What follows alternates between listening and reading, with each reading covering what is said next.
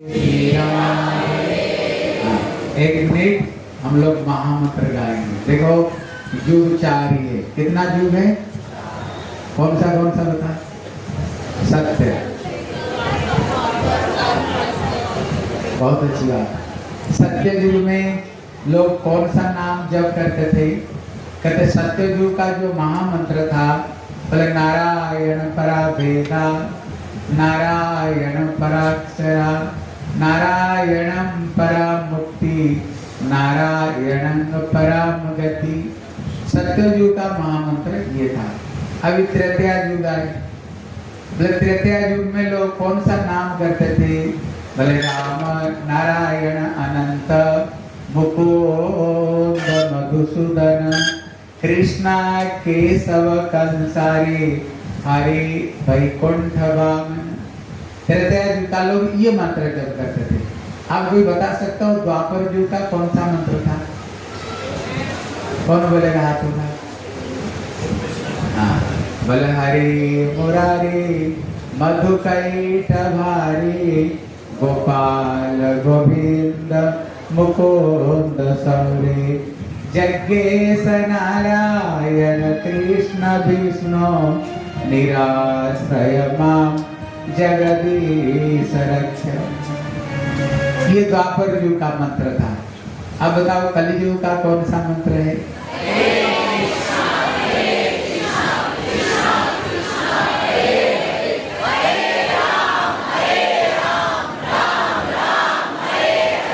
अब लोग तो सब पंडित है, सब जानते हैं।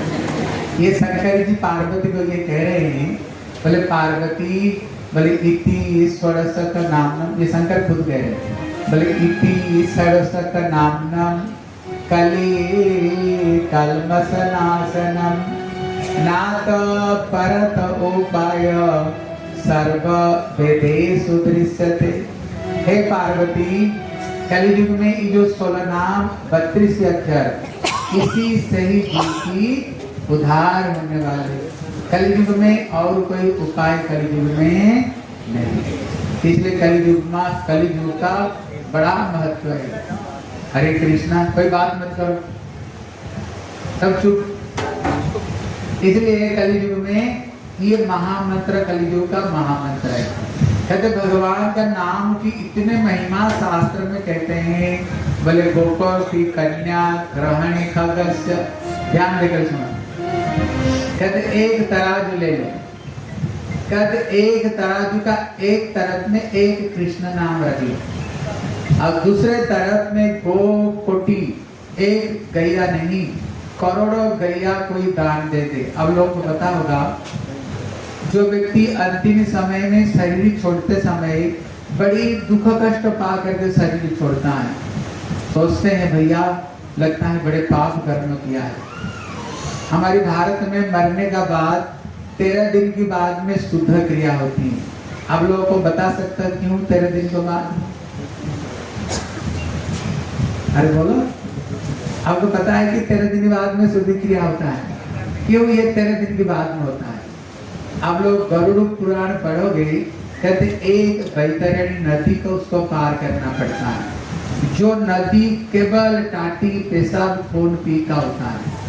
आप लोग घर में होता है कि नहीं मेरे को पता नहीं, मरने के बाद गरुड़ पुराण सुनते हैं तुम लोग घर में।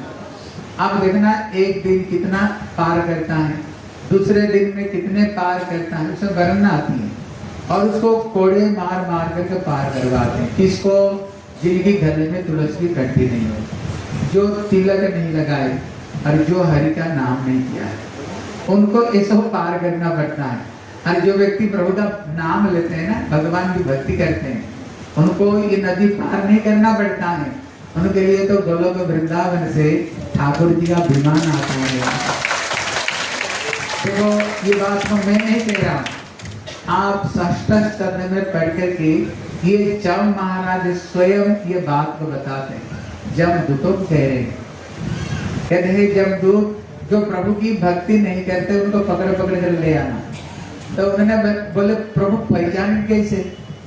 जैसे एक सधवा स्त्री जैसे मांग भरती है, सिंदूर लगाती है, मंगलसूत्र पहनती है, पता चलता है भैया सधवा स्त्री। ये जन्म स्वयं कहते हैं उनकी शरीर में तुम 3 लक्षण देखोगे। बोले क्या लक्षण देखो, श्लोक है, बोले ललाटे तिलकम, देखोगे ललाट में तिलक लगाए हुए देखोगे। अब देखना हमारे जितने भगवान हैं, राम को देखो, कृष्ण को देखो, नारायण को देखो, हनुमान जी को देखो, शंकर जी को देखो, तिलक के बगैर कोई ठाकुर भी है क्या? कोई ठाकुर जी है? अब लोगों को देख, हम तो हिंदू है, अगर कोई बढ़िया काम के लिए बिजनेस के लिए जा रहे हैं, हम क्या करते हैं? तिलक लगा कर भेजते, बेटा जा तेरी विजय प्राप्त हो। कोई घर में पुजारी पूजा कराने के लिए आता है, जब तक वो तिलक नहीं लगाएगा तब तक पूजा नहीं करवाता है। इसलिए आप लोग आज तिलक देख करके ना लगता है हम तो साक्षात वृंदावन में आ गए, वृंदावन में आ गए। और आप लोग आप स्वयं देख लो, बगैर तिलक के आप कैसे दिखते हो, लेकिन जब तिलक लगाते हो कैसे देखते हो। पुराण में बताए, कहते जिनकी ललाट में तिलक नहीं, कहते शमशान है, उसका ललाट शमशान जैसे उसका ललाट है। इसलिए आप लोग भी सब तिलक लगाया करो। कल प्रभु जी बता रहे थे ना, ये जो रेखा है वाम पार से बसती ब्रह्मा, ये ब्रह्मा है, दक्षिण है तो सदाशिव, ये श्लोक है सदाशिव है, और मध्य विष्णु बीजानियात, ये जो बीच है विष्णु, ब्रह्मा विष्णु महेश। ये वाक्य बिहार की 2 चरण है, उसका नीचे देखो तुलसी का है। इतने इसकी महिमा आई पुराण में, इतने महिमा तिलक की जो सोच नहीं सकते हो। पुराण के पुराण में भरा पड़ा हुआ, इसलिए पहला नंबर क्या, वो तिलक जरूर लगाते हैं। देखो आप लोग एक गूगल खोल कर देखना, ये तिलक की क्या महिमा, ये सही घटना बता रहा हूँ। हमारे भारत का जो सबसे बड़ा जो पागल खाना वो रांची है, उसमें जो सबसे बड़ा प्रोफेसर एक समय साउथ इंडिया गया था, वहां पर देखा भगवान नारायण को पूजा करते हैं, और नारायण का जैसे तिलक है ना, छोटे बच्चे से लेकर के बड़े तक वो नारायण का तिलक जैसे ऊर्ध्व पुंड्र सब लगाए हुए, बड़े मस्ती बड़ा आनंद ले रहे थे। वो प्रोफेसर ने देखा इनके अंदर में इतने मस्ती क्यों, इतने आनंद क्यों, प्रफुल्ल क्यों। तब उन्होंने नजर लगा करके देखा सब के सब तिलक लगाया। उसने आकर के जितने पागल लोग थे ना, उन्होंने आकर के उनको तिलक लगाना शुरू किया। जानते हो, तिलक लगाते ही धीरे धीरे ये पागल लोग भी धीरे सही होने लगे, पागल लोग भी सही होने लगे। देखो कारण क्यों, देखो कहते हैं यहाँ पर हमारी एक आज्ञा चक्र डॉक्यूमेंट यहाँ पर रहता है, जब हम इसको ऐसे लगा करके ऊपर खींचते हैं, कहते एक व्यक्ति पागल का होता है, जब उसका आज्ञा चक्र डॉक्यूमेंट डिक्रीज नीचे जाता है, लेकिन जो ऊपर जाता है पागलपन सही हो जाता है। इसलिए जब हम तिलक लगाते हैं, हमारे जो आज्ञा चक्र है यहाँ पर रहता है, वो धीरे धीरे बढ़ना शुरू हो जाता है। लेकिन हमारे बांके बिहार क्यों तिलक लगाए होता, नारायण को देखे होंगे आधा मुंह तो उनका तिलक तो भरा बना हुआ। अब राम का देखे ना, राम का तिलक है कि नहीं, अरे बोला तिलक है कि नहीं, हाँ मतलब बताओ आज से कौन कौन तिलक लगाएगा बताओ, बहुत अच्छे हो। अब देखो ये तिलक है ना, ध्यान से सुनो, ये तिलक कहाँ से आया है। एक दिन नारद जी कृष्णा से पूछे, बोले प्रभु जगत में सबसे बड़े भक्त आपका कौन है। भगवान ने बोले समय आने पर मैं आपको बता दूंगा। एक दिन कृष्णा स्वयं जानबूझ करके सर दर्द और बुखार का लीला की, जबकि वैद्य ने आकर के देखा, बोले प्रभु आपका सर दर्द और आपका बुखार, जिनका नाम लेने से जीव भव सागर से पार हो जाता है, आपका सर दर्द बुखार कैसे हो गया। बोले बताओ सही कैसे होगा। बोले नारद जी अगर मेरे कोई भक्त मुझको अपना चरण धूलि दे दे, अब उसमें स्नान करा जाए ना, मैं अपने आप सही हो जाऊंगा। बोले सारा दुनिया कहते अब तो मेरे परम भगत हो, चरण धूलि दे दो। बोले राम राम राम राम, प्रभु आपका चरण धूलि दे करके नरक का रास्ता खाली कर रहे हो। इतने बोले यहाँ पर बड़े बड़े भक्त है, 16,108 पटरानियां जा मांगो, कोई भी दिए नहीं, नरक की डर से। बोले सारा दुनिया में गए, बोले सारा दुनिया में तो गया। बोले वृंदावन में गया था कि नहीं। बोले मैं सोचा वृंदावन में सब ग्वालियां रहती हैं, उनको क्या भक्ति पता। कृष्ण बोले नारद जी अगर मेरे सही भक्त रहते हैं ना, ये सबके सब वृंदावन में रहते हैं, सब वृंदावन में रहते, सब वृंदावन में जाओ तुम। जब वृंदावन गए सारे ब्रजवासी इकट्ठे हो गए, बोले नारद जी हमारे कान्हा कैसे हैं, हमारे लाला कैसे? बोले का सर दर्द बुखार। बोले दवा भवा दिए कि नहीं? बोले दवा तो लेने के लिए आया हूँ। बोले क्या दवा? बोले भगवान खुद बोले कोई अगर भक्त मेरे को अपना चरण धूलि दे दे, उसमें मेरे को अभिषेक स्नान कराया जाए, सही हो जाऊंगा। ब्रजवासी बोले गोपियां कोई बोरी बोरी लाया कि नहीं लेने के लिए? हैं? बोले नहीं बोरी बोरी लाया नहीं। अपना चरण को रगड़ रगड़ करके ब्रजवासी राधा रानी, ललिता, विशाखा, नंद चरण को रगड़ रगड़ करके पोटली बांधे और नारद जी का सर पर रख दिया। बोले जाओ ठाकुर जी को स्नान करा देना। नारद तो देख करके अटके बक्के चक्के, बोले तुमको पता नहीं कृष्ण भगवान है, हर भगवान को अपना चरण धूलि दे रहे हो, क्या नरक का रास्ता खाली कर रहे हो? देखो ब्रजवासियों का क्या बोली। बोले नारद जी अगर हमारे कान्हा कृष्ण अगर उनका तबीयत सही रहे, एक जन्म नहीं हम तो करोड़ों जन्म नरक जाने के लिए राजी है, अगर हमारे कृष्ण अगर सही है। वही नारद जी लेकर के द्वारका गए। आप लोग वही द्वारका गए हो? कौन कौन द्वारका गए? आप लोगों ने देखे होंगे एक गोपी तालाब, देखे कि नहीं? वहीं से ये जो मिट्टी है ये और कहीं नहीं मिलती है, ऐसे मिट्टी केवल वहीं से ही ये मिट्टी आती है। इसको गोपी तिलक, गोपी चंदन कहते हैं। इसलिए ये ब्रजवासियों का राधा जी की चरण धूलि है। इसको लगाने से अपने आप हृदय में भक्ति अपनी आप हृदय में आएगा। हमारे भागवत कह रहा है कल अनुब्रजामि अहम नित्यम, ये कृष्ण उद्धव जो कह रहे। पूरे एक अंधिर रेणु भी कृष्ण खुद कहते हैं मैं भक्तों का पीछे पीछे पीछे पीछे चलता हूँ। बोले क्यों? बोले जब वो चलेंगे उनकी चरण धूलि उड़ेगा और मेरे सर पर पड़ेगा तो कृष्ण स्वयं कहते हैं मैं केवल पवित्र बनने के लिए भक्तों का पीछे पीछे चलता हूँ, उनका चरण धूलि मेरे सर पर पड़ेगा। इतना महत्व ये तिलक की, ठीक है ना? मैंने इतना खोपड़ी मारे, अभी बताओ कौन कौन रोज तिलक लगाए? शर्म खबर नहीं करना। देखो इसलिए हम हिंदू मर रहे हैं। मुसलमान भैया लोग टोपी पहनने के लिए शर्म करते हैं, पहली बार पहनने के लिए शर्म करते हैं कि अपना धर्म के लिए। केवल हम ही है हमें शर्म लगता है। सबसे बड़ा रोग क्या बोलेगा लोग? अरे लोग क्या बोलेंगे नहीं बोलेंगे? शास्त्र में तो बताया हमारी ये तिलक जो दर्शन कर लेता है ना, ये हरि मंदिर है। पुराण पढ़ कर देखो, कहती है तिलक जो दर्शन कर लेता है उसको साक्षात बांके बिहारी दर्शन करने का फल मिल जाएगा। बांके बिहारी, हम तो रोज बांके बिहारी दर्शन करने जा नहीं सकते हैं।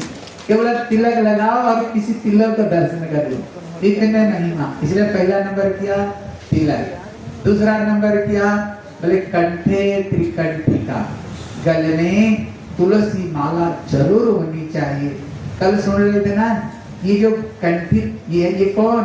ये साक्षात माँ लक्ष्मी। अब देखना उत्थान एकादशी का दिन नारायण को साथ में तुलसी की विवाह होती है, ये साक्षात लक्ष्मी है। भगवान जब ये दुनिया छोड़ कर गए, बताओ अपने आप को कहाँ रख कर गए? तुलसी में। हम कहते ना चलो वृंदावन चलते हैं, बोले क्यों? बोले बांके बिहारी। मतलब क्या? वृंदावन। वृंदा मतलब होता है तुलसी, वन मतलब होता है ताल। जहाँ पर तुलसी वहीं पर ही बांके बिहारी, वहीं पर ही बांके बिहारी। अब बताओ किसको किसको घर में तुलसी पौधा है? बहुत बढ़िया, एक बार ताली बजाओ। आपका घर में तुलसी पौधा है, जिसके घर में तुलसी पौधा है ना वो लक्ष्मी नारायण रहते हैं। इसलिए मीरा क्या कहती है सुना? बोले आली मोहे लागे वृंदावन आनी को, आली मोहे लागे वृंदावन आनी को, आली मोहे लागे वृंदावन आनी को, आली मोहे लागे वृंदावन आनी को, लागे वृंदावन को, लागे वृंदावन को, आली मोहे लागे वृंदावन को, आली मोहे लागे वृंदावन।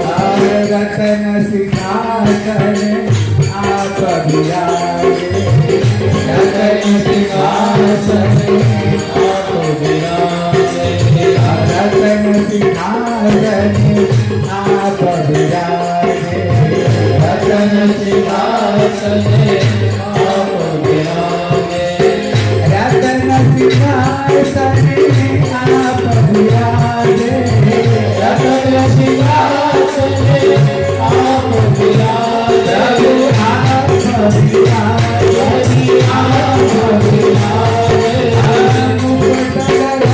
तुलसी को आली पर लाल बिठा बिठाई,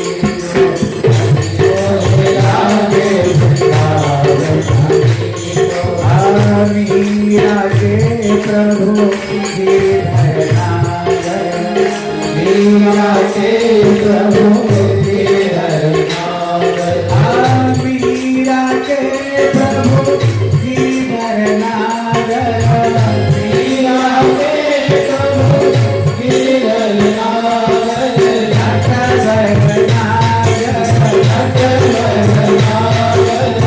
भजन बिना नगरी को आले मोहे लाए बचाओ, मनी को आले मोहे लाए बचाओ, तुलसी वृंदावन धाम की जय।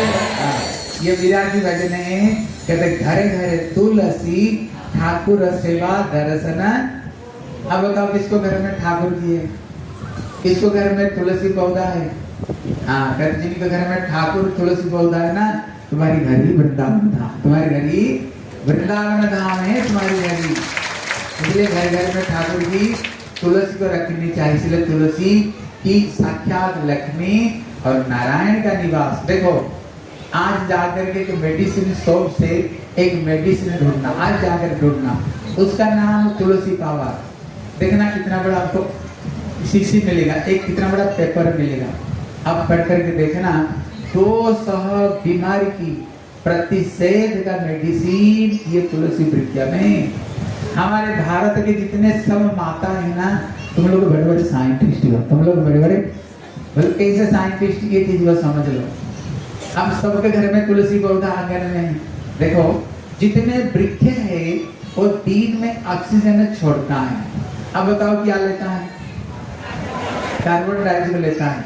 ये तुलसी वृक्ष ही ऐसे वृक्ष है जो दिन रात ये ऑक्सीजन छोड़ती है, ऑक्सीजन छोड़ती है। इसलिए कहते हैं इसको कहाँ पर रखो? अपना आंगन में रखो। और जहां पर ये तुलसी पौधा अगर कहीं वज्रपात होगा ना 100 मीटर दूर पर होगा, कभी भी तुलसी वृक्ष को पास नहीं होगी कभी। अभी कोरोना आया था, आपको पता है कि नहीं? हाहाकार मच गया, कोई मेडिसिन नहीं। लेकिन हमारे भारत में एक संत ने सबसे पहले एक मेडिसिन निकाला जिसका नाम था कोरोनील। बताओ किसने निकाला था? रामदेव बाबा ने। अब पढ़ करके देखो उसमें केवल तुलसी तुलसी। अभी सब जगह भी ये कोरोना गया, लेकिन हिमाचल के गांव में नहीं गया। वहां पर मीडिया लोग पहुंच रही, यहाँ पर क्यों नहीं आया? देखा गांव गांव में घर घर में 10-10, 20-20 तुलसी पौधा है, 10-10, 20-20 तुलसी पौधा है। इसलिए वहां पर कोरोना नहीं गई। अभी नासा ने साइंटिस्ट लोग अभी कितने 2000 तुलसी पौधा को रिसर्च कर रहे हैं। ये हिंदू लोग एक तुलसी पौधा, एक पेड़ क्यों पूजा करते हैं? मैं रसिया भी जाता हूँ, मैंने देखा वहां पर -30-40 है, लेकिन एक भक्त घर में देखा, देखो तुलसी पौधा तभी जिंदा रहता है जब उसके लिए हवा पानी हो और लाइट हो। लेकिन उन्होंने घर में पौधा बड़ी सुंदर लगता है, तुम्हारी घर में भी इतना तुलसी पौधा बढ़िया नहीं होगा। मैंने देखा ये रसिया में भक्त लोगों ने कैसे तुलसी की पूजा करता है। केवल रसिया नहीं, अमेरिका, लंदन, फ्रांस, जर्मनी। कभी वृंदावन में जाओ, अंग्रेजी लोगों को देखो कैसे तिलक लगाए, गले में तुलसी की कंठी, चोटी, सबके सब हरिनाम करते हैं। लेकिन दुर्भाग्य का विषय है हमारे हिंदुओं को शर्म लगता है अपना सनातन धर्म को पालना करने के लिए।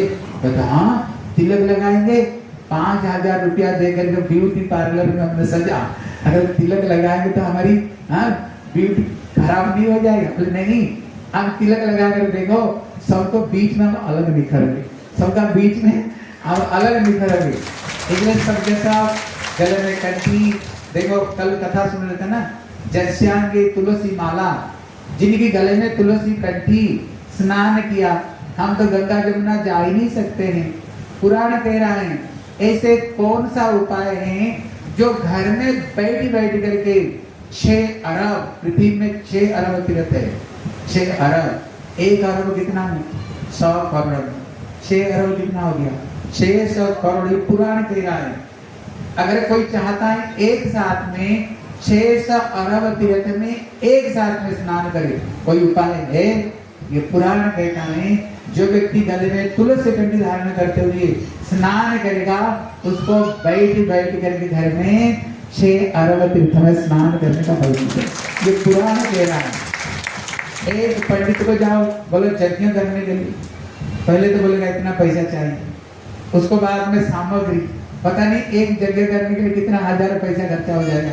पुराण कहता है ऐसे कोई उपाय किया है रोज रोज अब घर में हजार यज्ञ कर सकते हो। पुराण कह रहे हैं जिनकी गले में तुलसी कंठी, आप जैसे भोजन करते हो हैं, भोजन करते समय जब ये गले में अंदर में निकलता है, अगर गले में कंठी इसको स्पर्श करते हुए अगर एक निवाला निकलता है, पुराण कहता है घर में बैठ करके सारे जितने सारे यज्ञ रोज रोज तुम्हारे रोज रोज करो, फिर कभी जब महाराज को नरक भी नहीं ले जाएगा। इसलिए संत लोग कहते हैं 2 कुत्ते हैं, 2 तरह के कुत्ते हैं। कितने तरह के? एक पालतू और एक फालतू। कहते देखना पालतू जो कुत्ते हैं उनकी गले में पट्टा होगा, है कि नहीं? और जो फालतू कुत्ते बिना पट्टे के रोड में घूमते हैं। अब देखना पालतू को तो कोई मारता नहीं और फालतू को कोई छोड़ता नहीं, है ना? इसलिए कबीर का नाम सुने होंगे, ये दुआ है देखो, बोले कुत्ते हम राम के, कबीर की दुआ है, मोतिया मेरे नाम। कबीर कहते हम तो कुत्ते हैं, गले में किसी कंठे, बोले किसकी कुत्ते हैं? बोले भगवान बांके बिहार के राम के हम कुत्ते हैं, क्योंकि हमारे गले में ये कट्टे। दूसरे उदाहरण क्या देते हैं? दूसरा उदाहरण देते हैं जब कुत्ता इधर उधर जाता है, मालिक क्या करता है? कुत्ते को पकड़ करके पट्टे को पकड़ कर खींच लेता है। ये कबीर कह रहे हैं अगर कहीं हम गलत राह पर जाएंगे, हमारे गले में तुलसी कंठी, हमारी बांके बिहारी हमें कभी भी गलत राह पर जाने नहीं देगा। हमारी गले में जो पट्टे को बांध कर खींच कर रखेगा, ठीक है ना? अब बताओ कौन कौन तुलसी कंठी बांधना? तुलसी वृंदावन बिहारी। हाँ, हम ये बता रहे थे एक कृष्ण नाम का कितना महिमा है। इसलिए कहते गोपट कन्या ग्रहण खगस्य। अगर ऐसे अब लोग सुने होंगे जो अंतिम समय में बड़े कष्ट पा करके शरीर छोड़े, हमारे भारत में क्या कहते हैं? उसको नाम पर एक गैया दान दे दो, क्योंकि एक गैया दान का इतने महत्व है। आप लोग तो हिंदू लोग, आपको पता होगा वो जो बैतरणी नदी पार करता है 13 दिन लगती है, उसको पूंछ को पकड़ करके वो आसानी से बैतरणी नदी को पार हो जाता है। इसलिए हमारे भारत में गोदान की अनेक महिमा, गोदान की। लेकिन ये पुराण कहता है एक गैया नहीं, अगर कितने 1 करोड़ गैया अगर दान दे दी, तराजू का एक तरफ रख लो। गोपटी कन्या ग्रहण खगस्य प्रयाग गंगो दके कल्पवास। अब लोग को पता होगा जो प्रयाग है वहां पर कल्पवास करते हैं। माघ महीना में रहते हुए रोज त्रिवेणी में स्नान करना, सत्संग करना। बोले अगर जिसने कल्प तक वास करे, तराजू का एक तरफ में रख लो। बोले सुमेरु पर्वत जैसे अगर सोना कोई दान देते, आपको पता होगा अभी 1 तोला सोना का कितना है? 1.5 लाख रुपया कुछ है। कहते अगर कोई सुमेरु जैसे अगर कोई व्यक्ति सोना दान दे दे, यज्ञा इतम, एक नहीं करोड़ों करोड़ों कोई यज्ञ कर दे, ये सारे पुण्य को एक तरफ रख दो तराजू को, लेकिन तराजू का एक तरफ में एक कृष्ण नाम रख लो, तो ये कृष्ण नाम में इतने शक्ति है, ये सबसे पला भारी पड़ेगा। एक कृष्ण नाम में इतने शक्ति, इतने शक्ति। इसलिए कहते हैं ना, हरि से बड़ा हरि का नाम, प्रभु से बड़ा प्रभु का नाम, हरि से बड़ा हरि का नाम, प्रभु से बड़ा प्रभु का नाम। अंत में निकला यह परिणाम, अंत में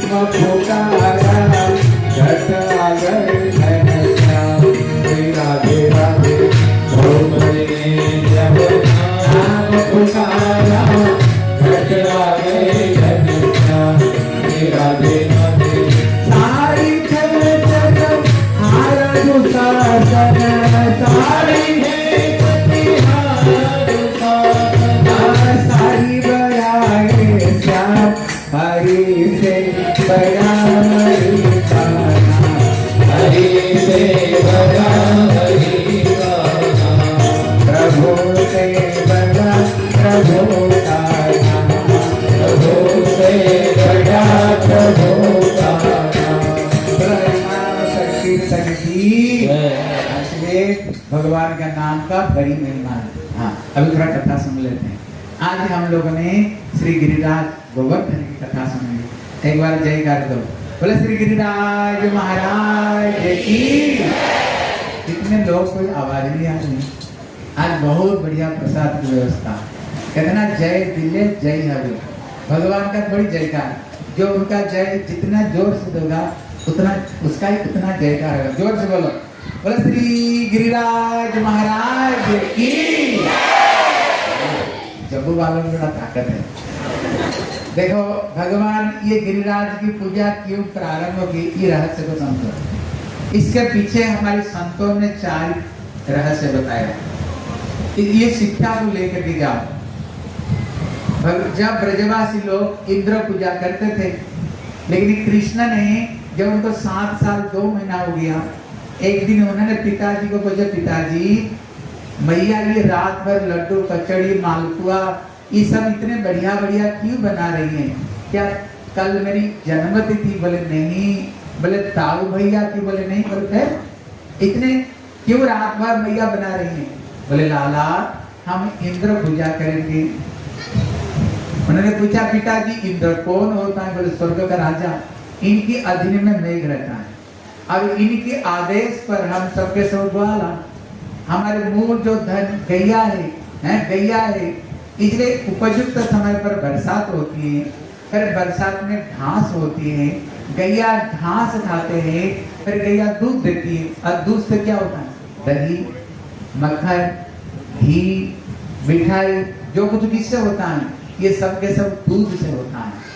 जब बोले कृष्ण की इच्छा क्या थी? ये गिरिराज गोवर्धन की पूजा हो। ये जो गिरिराज गोवर्धन है ये कोई पहाड़ नहीं है।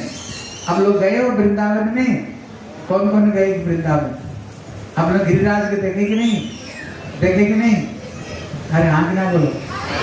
आप लोग ज्यादा लोग गिरिराज गए नहीं। देखो हम लोग कितने सौभाग्यवान, हम लोगों ने ये ब्रज में जन्म हुए। हाँ, हम लोग भारत में जन्म हुए।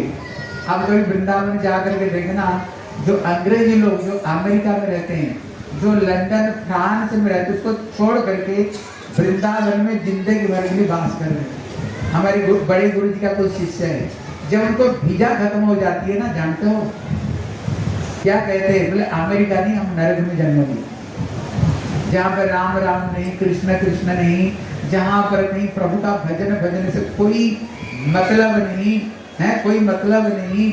जब उनकी वीजा खत्म हो जाती है, रो करके जाते हैं, हम कौन सा नरक में जा रहे हैं। हम कितने सौभाग्यवान। देखो हम कहीं भी जाओ राम राम तो सुनने को मिल जाता है, कहीं तो कृष्ण कृष्ण का नाम सुनने को मिल जाती कि नहीं, भगवान के नाम।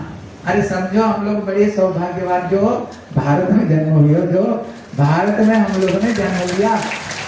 इसलिए जरूर वृंदावन आओ दर्शन करने के लिए, ठीक है ना। इसलिए वहां पर 84 ब्रजमंडल परिक्रमा होती है। ये जो 84 ब्रजमंडल है इसका विशेष महत्व है। क्या महत्व? हम भगवान को भूल करके ये 84 लाख जन्म और 14 ब्रह्मांड में भ्रमण करते हैं। ये भगवान का वरदान है। जो व्यक्ति एक बार ये 84 ब्रजमंडल जो परिक्रमा करेगा, भगवान खुद कहते हैं, जो एक बार 84 ब्रजमंडल परिक्रमा करेगा, उसको जो 84 लाख जोनी वो जो भ्रमण करता है वो संपूर्ण रूप में खत्म हो जाएगी, संपूर्ण रूप में खत्म हो जाएगी। समझ रहे कि नहीं? आप बताओ कौन कौन जाएगा वो? अरे हाथ उठाओ तो तब तो ठाकुर ले जाएगी ना। इसलिए यहाँ पर हम लोगों ने व्यवस्था करेंगे आप लोगों को ले जाने के लिए, ठीक है। यहाँ पर व्यवस्था करेंगे, सबको ले जाएंगे एक बार। और 8-10 दिन में क्योंकि वहाँ परिक्रमा लगाने के लिए जो लोग करते हैं करीब 1-1.5 महीना केवल चल करके जो लगाते हैं, दिन में 10-10 किलो 15-15 किलोमीटर चलते हैं। लेकिन ये परिक्रमा को हम 8-10 दिन में पूरी कर देते हैं, 7-8 दिन में पूरी कर देते हैं। लेकिन गाड़ी में कैसे? गाड़ी में कलयुग का जीवना चल नहीं पाएगा, इसलिए गाड़ी में परिक्रमा हो जाती है। कौन कौन करेगा? हाँ, सबको हम ले जाएंगे परिक्रमा लगाने के लिए। यहाँ पर एक व्यक्ति को ऊपर दायित्व देंगे, ठीक है। जो व्यक्ति आप लोग इधर आ जाए, तुम इधर आ जाए। हाँ देखो हमारी गौशाला में ये प्रभु लोग रहते हैं और वहाँ पर निताई प्रभु भी वहाँ पर रहते हैं, निताई प्रभु भी रहते हैं। अगर आप इनको साथ में आप जाने के लिए बताओगे तो कार्तिक महीना में बड़ी सुंदर परिक्रमा होती है। अब सबको हम लोग ले जाएंगे, ठीक है, सबको ले जाएंगे, अच्छे तरह से रहने का, प्रसाद का बढ़िया व्यवस्था करेंगे। और जो जाना चाहते हैं, ये प्रभु जी है, निताई प्रभु जी है, और हमारे यहाँ पर हैं सत्यानंद प्रभु जी है कि नहीं? नहीं, इसलिए अब ये सब प्रभु लोग हैं, हमारे गुरु जी के बड़े भक्त हैं, इनसे मिलना, ठीक है। बोले श्री गिरिराज महाराज की, बोले वृंदावन बिहारी लाल की। यदि गिरिराज गोवर्धन है, एक समय गोलोक वृंदावन में श्री बांके बिहारी राधा रानी से बोलते, बोले राधे ये मरते जगत में मैं जाना चाहता हूँ, चलोगी? बोले मैं नहीं जाती। बोले क्यों नहीं? बोले जहाँ पर गिरिराज नहीं, जहाँ पर यमुना नदी नहीं, जहाँ पर नंदगांव बरसाना नहीं, मैं जाना नहीं चाहती हूँ। कृष्ण बोले हे राधे, जब ये गोलोक वृंदावन जो भगवान का नित्य धाम, जब नित्य धाम से मैं नीचे उतरूंगा, मैं अकेले थोड़ी जाऊंगा। ये संपूर्ण जो गोलोक वृंदावन दर्शन कर रहे हो, ये पूरा के पूरा ये गोलोक वृंदावन में उतार दूंगा। इसलिए वृंदावन में आप लोग देखे होंगे ये यमुना है, ये जगत का है नहीं। जो गिरिराज नंदगांव बरसाना, वो सबके सब ब्रह्म का धाम से ही उतर करके आए, ये अपराध धाम है पूरा के पूरा। इसलिए गिरिराज गोवर्धन साक्षात कौन? भगवान कृष्ण स्वयं एक रूप में तो पूजा करवाए और दूसरे रूप में ग्रहण किया।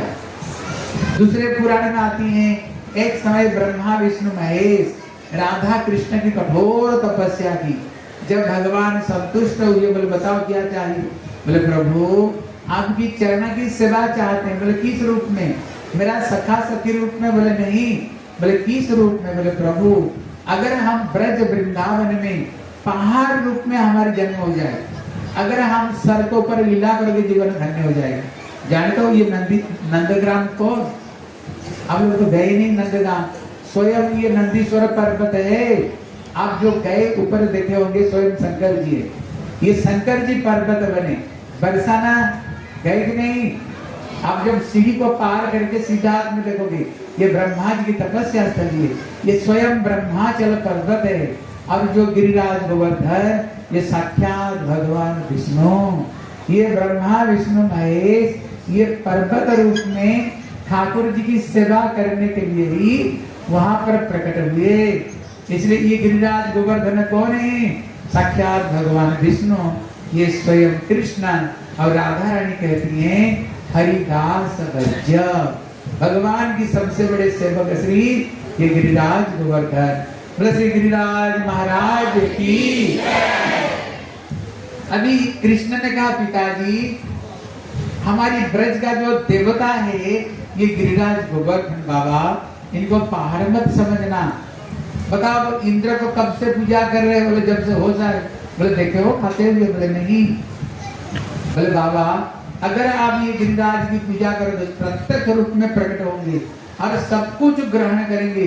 आप जो मांगोगे गिरिराज को, उनका एक नाम है सर्व अभीष्ट प्रदाता। जो मांगोगे सब कुछ इच्छा पूरी करने वाले गिरिराज। नंद बाबा बोले लाला इन्हीं आंखों से देवता दर्शन होगा। बोले और क्या? बोले ठीक है, कल इंद्र पूजा नहीं, हम पूजा करेंगे श्री गिरिराज महाराज की। पूरा ब्रज में ढिंडरा पिटवा दिया। एक जो 1 किलो सूजी का हलवा बना रहा था ना, वो 2 किलो बनाए। अरे 2 किलो जो पूरी बना रहे थे, बोले गिरिराज जी कितना 4 किलो बनाएंगे। जो 4 किलो मिठाई, बोले 5 किलो बनाएंगे। वहां पर इतना लाए, उसका नाम पड़ गया अन्नकूट। कूट मतलब क्या? पर्वत। अन्न का पर्वत, रसगुल्ला का पर्वत, जलेबी की पर्वत, कचौड़ी की पर्वत, और किसका? दम आलू की पर्वत। हाँ, इसलिए इतना बनाए, इसका नाम पड़ेगा अन्नकूट। अब ब्रज में 365 गांव थे, 365 गांव। अभी भी जाओगे देखोगे, तरौली, बरौली, सही, ऊंचा गांव, नीचा गांव और नंदगांव, बरसाना, गोवर्धन, अभी भी 365 गांव है। इतना ले करके आए, सकट में भर करके पूरा गिरिराज गोवर्धन भर गया। कृष्ण अपना हाथों से पंचामृत से अभिषेक किया। अभिषेक करते हुए उन्होंने सारे वस्तु में तुलसी दल दे दिया। दे करके जब गिरिराज को उन्होंने अर्पण किया, अर्पण करते ही साक्षात गिरिराज गोवर्धन वहां पर प्रकट हो गए, साक्षात गिरिराज प्रकट हो गए और उन्होंने दोनों हाथ को उठा उठा करके खा रहे थे, दोनों हाथ को उठा उठा कर खा, मिनट में सब कुछ खा लिया। जो गोवर्धन गए, कभी परिक्रमा किए होंगे, पहला जो गांव आता है उसका नाम है आनर ग्राम, सुने होंगे आनर ग्राम। वहीं पर ही कृष्ण ये अन्नकूट महोत्सव बनाए थे, इसलिए गिरिराज बोले और लाओ और लाओ और लाओ, इसलिए उसका नाम पड़े आनो रे, मतलब और ले लेके आओ। ब्रजवासी बोले प्रभु पूरा के पूरा तो खा लिया, बोले और लाओ, कहां से इतना लाएंगे, इतने में ही संतुष्ट हो जाओ। अभी कृष्ण का एक सखा था मधुमंगल, वो ब्राह्मण। अब देखना जो ब्राह्मण है ना, उनको थोड़ी सी भोजन प्रिय है। बोले कन्हैया तुम्हारी देवता कैसी देवता, जब हम इंद्र पूजा करते थे वो जो सूखा सूखा प्रसाद रहता था, अरे 20 दिन 1 महीना तो खाते थे, तेरे ठाकुर ऐसे भूखे एक किनका भी छोड़ा नहीं, सबके सब खा गया, सबके सब खा गया। अगली बार तो हम और इंद्र पूजा नहीं करेंगे। इतने में जितना खाओगे फिर दांत साफ करना पड़ता है, वे जितने पेड़ था ना गिरिराज उठाए और अपना दांत साफ करते हुए सारे पेड़ को भी सत्यानाश कर दिया। बोले गया, पहले तो खा भी लिया, सारे पेड़ पौधा खत्म कर दिया। अभी जितना खाओगे इतना पानी की जरूरत है। वहां पर देखना मानसी गंगा, वहां पर कुसुम सरोवर, हाँ वहां पर अप्सरा कुंड, नवल कुंड देखे होंगे, अभी वो सारे कुंड है। गिरिराज गोवर्धन हाथ बढ़ाए, सारे तो सारे पानी भी उन्होंने खा लिया। बोले गया, जिसमें हम गैया को पानी पिलाया करते थे, स्नान करते थे, सब चला गया। इतने में केवल 2 कुंड अभी बाकी रह गया, एक राधा कुंड और एक श्याम कुंड। ये राधा कुंड श्याम कुंड कोई कुंड नहीं, ये स्वयं राधा कृष्ण ही ये कुंड बनकर प्रकट हुए। जब उन्होंने राधा कुंड श्याम कुंड का पानी पी कुली किया ना, कुली करके जब पानी को फेंके, जानते हो क्या निकला? सोने, चांदी, असरतियों, हीरे मुक्ते सब मुंह से निकलना शुरू हो गया। जब शुरू हो गया ब्रजवासी देख देख करके बोले भाई भैया हमको पता नहीं था, बोले इसको और भी ज्यादा पानी पिला, जितना पानी पिलाओ इतना रत्न प्रकट होगा। और जब भगवान ने अपना हाथ को ऐसे घुमा दिया ना, जो जितना लाए थे 8-8, 10-10 गुणों ज्यादा हो गया। ब्रजवासी बोले हम थके, हमें तो पता नहीं था इतना इतना बढ़ जाएगा, नहीं तो और थोड़ा ज्यादा बना करके लाए। जब ठाकुर जी ऐसे हाथ घुमाया ना, जितने वृक्ष को उन्होंने उखाड़ दिया था, दांत साफ करके फेंक दिया था, वहां पर क्या सुंदर सुंदर बेली, चमेली, जुई, क्या सुंदर सुंदर पेड़ प्रकट हो गया, सुंदर सुंदर पेड़ प्रकट हो गया। अभी कृष्ण बोले ब्रजवासी चलो चकाचक भजन करो, परिक्रमा लगाएंगे हैं। जो बड़े बूढ़े थे बैलगाड़ी में बैठा दिया, वहां पर वर्णना आती है। सबसे पहले ब्राह्मण संत चल रहे थे, गैया भी गिरिराज की परिक्रमा कर रहे थे, और सबको पीछे कौन चल रहे थे? राधा रानी, और कृष्ण बीच में चल रहे थे। जब थोड़ी दूर गए, अभी राधा रानी सबसे पीछे, अभी राधा रानी सोच रही है श्याम सुंदर, अगर आप मेरे मन की भावना समझते हो, मैं चाहता हूँ आप थोड़ी सी मेरे को स्पर्श कर लो। कृष्ण तो बीच में, राधा रानी पीछे। बोले तू तो बीच में, मैं तो बीच में, तू पीछे, मैं कैसे स्पर्श करूंगा? इतने में कृष्ण क्या क्या के बछड़े बुलाए और उसका मुंह को पीछे करके ना, उसको पूंछ को उन्होंने ऐसे एंड दिया तो वो जो बछड़ा फुदकते हुए सीधा पीछे चला गया। इतने में कृष्ण बोले बाबा बाबा ये बछड़ा एकदम पीछे चला गया, ले आओ। बोले लाला जल्दी जल्दी ले आओ।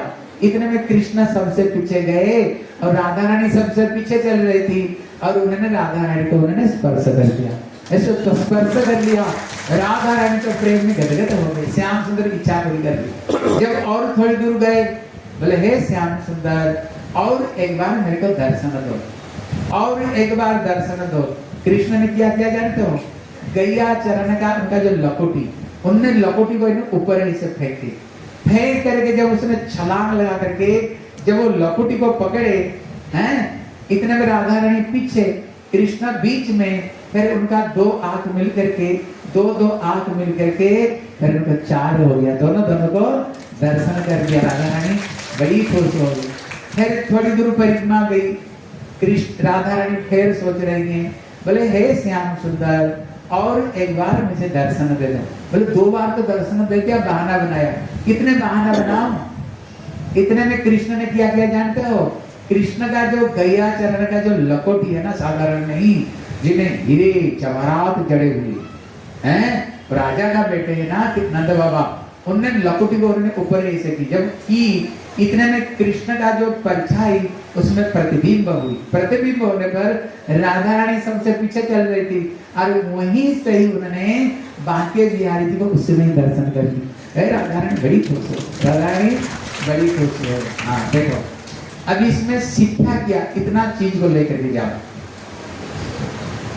इतना चीज को लेकर के जाओ। देखो ये ब्रजवासी लोग अनादि काल से ये इंद्र को पूजा करते हुए आ रहे थे, लेकिन कृष्ण ने क्या कर दिया, उन्होंने इंद्र पूजा को उन्होंने बंद करा दिया। जब बंद कराया इंद्र को भी बड़ा क्रोध आया। बोले साधारण एक बालक की बात सुनकर मेरी पूजा बंद कर दी। उनने संवर्तक में 49 पवन को बुलाया। बोले ऐसे मुसलधारा से बारिश करो, ब्रज नाम का कोई गांव नहीं रह जाए। पूरा प्रलय आ गया ब्रज में, सबके सब कृष्ण की शरण में गए। बोले चिंता क्यों कर रहे हो, हमने गिरिराज की पूजा की ना, गिरिराज हमें अपना लाज बचाएगा। चलो गिरिराज के तलट में। जैसे एक बालक एक छोटी छतरी को धारण कर ले, ऐसे ही कृष्ण बाम हाथ कनिष्ठ अंगुल गोबर में उन्होंने गिरिराज गोवर्धन को धारण कर लिया, गिरिराज को उठा लिया। बोले ब्रजवासियों कोई चिंता मत करो, सबके सब उसका नीचे आ जाओ। इंद्र ने 7 दिन तक जी जान लगा दी। 7 दिन के बाद में एक दूत को भेजा, देख करके आओ ब्रजवासियों का सत्यानाश हो गया कि नहीं। एक ऊपर देख करके बोले महाराज इंद्र, ब्रज में एक चिट्ठी तक भी नहीं, सब खत्म। उसने और एक को भेजे, बोले तू देख करके क्या हो रहा है। वो तो ऊपर देख कर गया था, इसने नीचे आया, नीचे आकर के देखा धूल उड़ रहा है।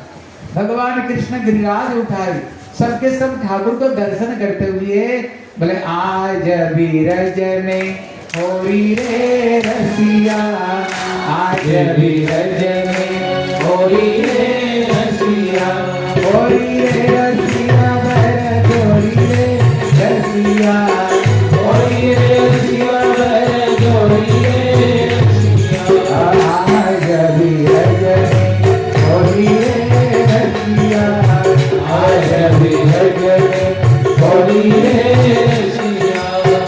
अपने अपने घर को निकटी, अपने अपने घर को निकटी, कोई गोरी कोई काली रे रसिया, कोई गोरी कोई काली रे रसिया, आज बीरज में होरी रे रसिया, आज बीरज में होरी रे रसिया की। उसने आकर के देखा धूल उड़ रहा है, एक चिट्ठी तक भी मरे नहीं। कहते ना जाकर रखे साइया मार सके ना कोई, और बाल ना बांका कर सके जो जगह बैरी हो। जब उसने वापस गया, इंद्र ने पूछा बताओ ये ब्रजवासियों का सत्यानाश हो गया कि नहीं। भैया दरजा को बंद कर दो। बोले ब्रजवासियों का सत्यानाश हो गया कि नहीं। इतने में वो दूत कहता है, बोले ब्रजवासियों का सत्यानाश ना तेरा सत्यानाश। बोले मतलब, बोले जिसको तुम साधारण बालक समझ रहा था, वो तो विशाल गिरिराज गोवर्धन को कनिष्ठ अंगुल को उठा करके रखी। सारे ब्रजवासी आनंद, वहां तो महोत्सव हो रहा है। इंद्र ने जब ध्यान लगाया ना, देखा ये कौन है। बोले जिसने मेरे को कृपा करके इंद्रपद दिया था, क्योंकि बलि ने इंद्रपद को छीन लिया था। भगवान वामन अवतार में बलि को छल करके इंद्रपद ला करके उन्होंने दिया था इंद्र को। इंद्र ने देखा ये तो मेरे साक्षात मेरे प्रभु, जिनकी कृपा से मैंने इंद्रपद को प्राप्त किया। इंद्र ने जाकर के अमरावती में विश्राम करने के लिए कोशिश की, नींद नहीं आई, और लास्ट में जाकर के भगवान की चरण में नाक रगड़ना पड़ा। बड़ी काकुति मिनती करके माफी मांगना पड़ा। भगवान बड़े कठिनी से इंद्र को उन्होंने माफ किया। इसलिए यहाँ पर शिक्षा क्या देते हैं। देखो हमारे भारत में 33 करोड़ देवता है कि नहीं। अब एक को मनाओ, दूसरे देखना मुंह फुला कर बैठा हुआ, दूसरे को मनाओ तीसरे मुंह फुला करके बैठा हुआ, चौथा को मनाओ पंचमा मुंह फुला कर बैठा। बोले तुमने उसकी पूजा की, तुमने मेरी नहीं पूजा की, तुम्हारी मजा जगा दूंगा। आप बताओ कितने देवादेवी को मनाओगे? महीना में अगर 1 करोड़ को अगर पूजा करोगे, एक दिन में अगर 1 करोड़ को 7 दिन में 7 करोड़, फिर बाकी रहेंगे कि नहीं? अब बताओ कितने को मनाओगे? लेकिन ये हमारे बांके बिहारी ऐसे के देवता है, ऐसे के देवता है। कहना जा पर कृपा हरि की हुई, ता पर कृपा करे सब करे। इंद्र कौन है? इस चीज को समझो। इंद्र स्वर्ग के राजा, सारे देवताओं को राजा, लेकिन उनको क्या करना पड़ा? कृष्ण के चरण में माफी मांगना पड़ा। अभी प्रभु जी सुना रहे थे ना, ब्रह्मा कौन है? जगत को सृष्टि करने वाले ब्रह्मा। जब उनने कृष्ण का बछड़े सखाओं को चोरी की, जब कृष्ण स्वयं बछड़े सखा को बनाए, ब्रह्मा भी आ करके कृष्ण के चरण में नाक रगड़ना पड़ा। इसलिए भगवान कृष्ण ऐसे के देवता है, अगर ये किसको ऊपर खुश हो जाए ना, सब अपने आप खुश हो जाते हैं सारे देवता। जैसे समझो उदाहरण, आप बताओ हमारा भारत का प्राइम मिनिस्टर कौन है? अरे बोलो ना, अच्छी तरह समझो। उसने किसको अग्नि मंत्री, बिजली मंत्री बनाया? उसने किसको वित्त मंत्री बनाया? उसने किसको रेल मंत्री बनाया? किसने बनाया? अरे बोलो, मोदी ने बनाया है ना, अलग अलग। अगर कोई मोदी की शरण में चली जाए ना, मोदी की शरण में, ये जो जितने बड़े बड़े मंत्री कोई पीछे बढ़ेगा, जब समझेगा ना भैया मोदी का डान आ रही है, भैया इससे पंगा मत लिया करो, फिर खुद का नौकरी तुम्हारी जाएगी। उसी तरह भगवान ने, आप भागवत पढ़ करके देखो, भगवान स्वयं कहती है, श्लोक है, बोले मत भैया बाती बात स्वयं, भगवान खुद कह रहे, जो हवा बह रही है, भगवान कहते मेरी इच्छा से इंद्र बरसती मत भैया, मेरी डर से इंद्र वायु बरसाता है। जो सूरज जो उदय होता है, भगवान कहते मेरी आज्ञा पर उदय होता है।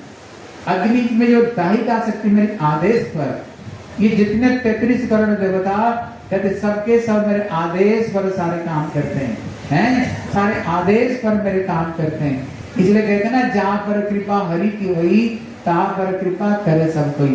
हम कहते ना, ठाकुर की इच्छा के बगैर एक पता भी नहीं हिलता है।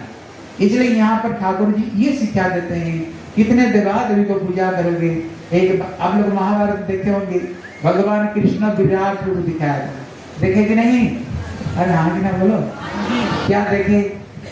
जितने 33 करोड़ देवता भगवान के अंदर में उन्होंने दिखाया।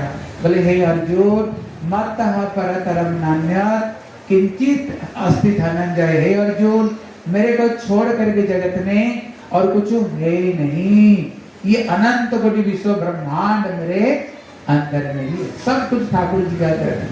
देखो अब देखिए, सही घटना सुनाता हूँ, इसमें बहुत कुछ शिक्षा आपको मिलेगी, बहुत कुछ आपको इसमें शिक्षा मिलेगी। एक समय एक व्यक्ति को ऊपर में जितने ग्रह थे ना, कहते ये सारे ग्रह एक व्यक्ति के ऊपर में एक साथ में आक्रमण किया।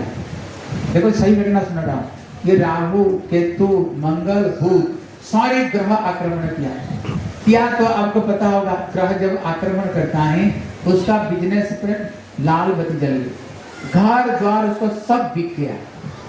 जब बिक गया, उसने तीर्थराज प्रयाग में जाकर के रोज स्नान करता है और वहां जो अर्ण छत्र में खा पी कर जीवन धारण करता है। एक समय एक बहुत बड़ा ज्योतिष उसको देख करके समझ गया, इसको ऊपर में सारे ग्रह एक साथ में आक्रमण किया हुआ। तो वो ज्योतिष ने उसको बुलाया, बोले भैया क्या बात है तुम्हारी? बोले क्या बताऊं, मेरे जितने बिजनेस कीजिए सब था, लाल बत्ती जल गई, घर भी बिक गया, अभी यहाँ पर मैं निवास कर रहा हूँ। बोले देख बेटा, तेरे जो मृत्यु है ना 1 महीना में, 1 महीना में तू मरने वाला। अब इतना सुनकर और भी डर गया। जब डर गया, एक संत को पास में गया, बोले बाबा ऐसे ऐसे स्थिति, बचने का कोई उपाय है? संत ने बोला कोई चिंता मत करो बेटा, तुम हरि का नाम को जप करो, रोज रोज 1-1 लाख हरि की नाम को जप करो। भगवान का नाम जप करने से कहते हरि से बड़ा हरि का नाम है। 1,00,000 और प्रयाग में तो स्नान करते हो, यहाँ पर तो भोजन पानी मिल जाता है। अभी 1 महीना को बाद में फिर जब वो ज्योतिष आकर के देखा वो जो व्यक्ति पहले जैसे था ना, अभी देखा उससे भी बढ़िया। तो उन्होंने देख करके आश्चर्य में पड़ गया। उसने उसको बुलाया, बोले भैया तुम क्या करते हो, तुम करते हो क्या?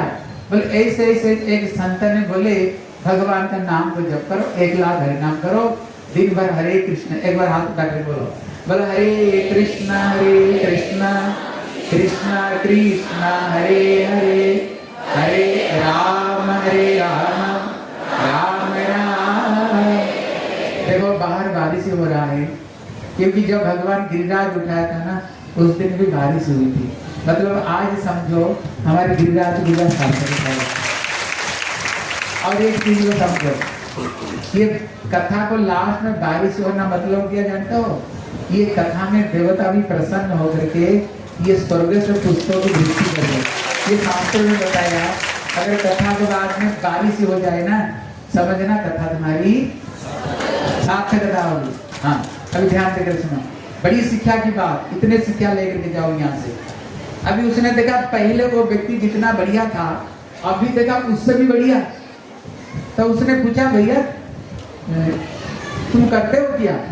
बोले संत ने बताया 1,00,000 प्रभु का नाम जप करो, हरि का नाम करो और यहाँ पर स्नान करो, प्रसाद पाओ। लेकिन उसका ज्योतिष कभी भी झूठ नहीं होता था, कभी भी उसका ज्योतिष झूठ नहीं। उसने इसको देख करके बड़ा आश्चर्य लगा। उसने इतने में अपना गुरु जी को पास में गया, बोले गुरु जी मेरे जितना ज्योतिष विद्या है ना, मैं चाहता हूँ ये सबके सब प्रयाग में बहा दूं। बोले क्यों बहा दोगे? बोले मेरी ज्योतिष कभी भी गलत नहीं हुआ, लेकिन आज ये मेरी ज्योतिष गलत कैसे हो गया? ए बच्चों कोई बात नहीं करना। बोले ये मेरी ज्योतिष गलती कैसे हो गया? उसका जो गुरुजी थे ना, उससे भी आगे पहुंचे हुए थे। तब उनको गुरुजी ने देखा, मैं देखता हूँ। तब उनको गुरुजी ने बैठ गए। अब बैठ करके किसको पास में गए जानते हो?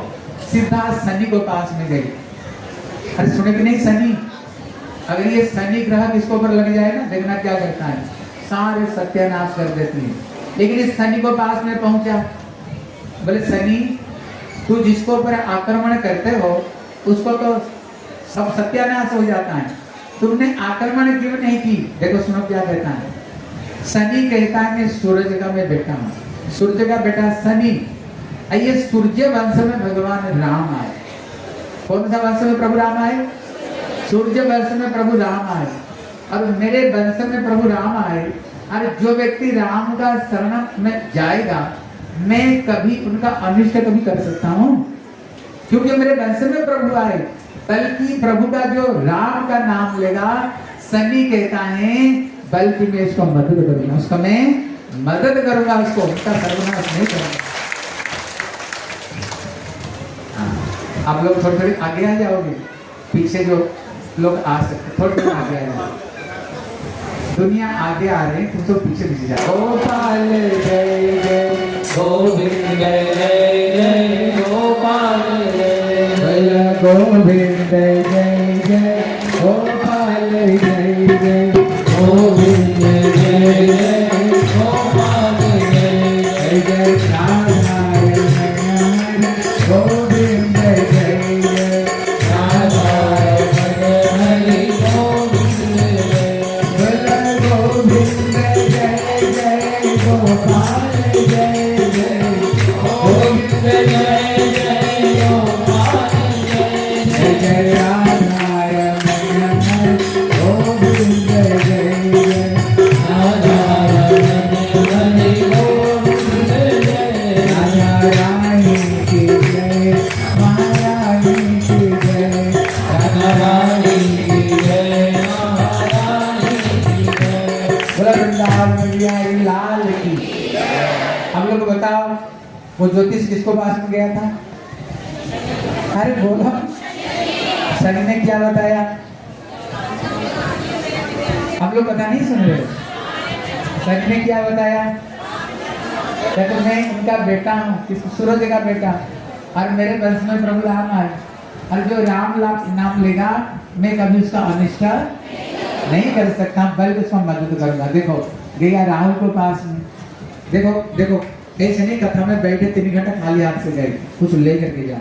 गया राहुल के पास में, बोले तू जिसको ऊपर आक्रमण करता है उसका भी सत्यानाश हो जाता है, तुमने क्यों आक्रमण नहीं किया? बोले देखो जब समुद्र मंथन से अमृत निकला वो मोहिनी अमृत बांट रही थी, मैंने धोखे से ये चंद्र सूर्य का बीच में धोखे से मैंने अमृत ले लिया। भगवान ने क्या किया? सुदर्शन चक्र से मेरे को 2 टुकड़े कर दिए, अभी भी 2 टुकड़े होकर के इसका इसका जो फल अभी भी भोगत रहा हूं। अगर जो कृष्ण का नाम लेगा, अगर फिर उसको पीछे पड़ू ना, पता नहीं ये सुदर्शन चक्र मेरे को कितने टुकड़े टुकड़े कर देगा, कितने टुकड़े टुकड़े कर देगा। इसलिए वो कह रहा है जो भगवान कृष्ण राम का शरण में जाएगा, उनका नाम लेगा ना, मैं कभी भी उनका सर्वनाश नहीं बल्कि उसको मैं बंद करूंगा। अब उसने मंगल ग्रह को पास में दिया, बोले तुमने क्यों इसको ऊपर सत्यानाश नहीं किया? बोले देखो मंगल कौन है? बोले जो मंगल है ये पृथ्वी की बेटा है। अब पृथ्वी से निकली माँ सीता और सीता जी का साथ में राम की हुई शादी, इसलिए राम ये मंगल ग्रह का क्या लगता है? उनको जाना दामाद है ना, ये लगता है साला। आपको पता होगा साला दामाद में कितना प्रीति संबंध पता है कि नहीं? अरे हाँ ना बोलो। इसलिए मंगल कहते हैं भैया जो मेरे दामाद का सहारा लेगा, मेरी जीजा जी की सहारा लेगा, मैं कभी भी उसका अमंगल नहीं कर सकता हूँ, बल्कि उसका मैं मंगल करूंगा, मंगल करूंगा उसका। अगर कोई चाहते हैं ये सारे ग्रह से मुक्त पाने के लिए सबसे सरल उपाय है हरि का नाम।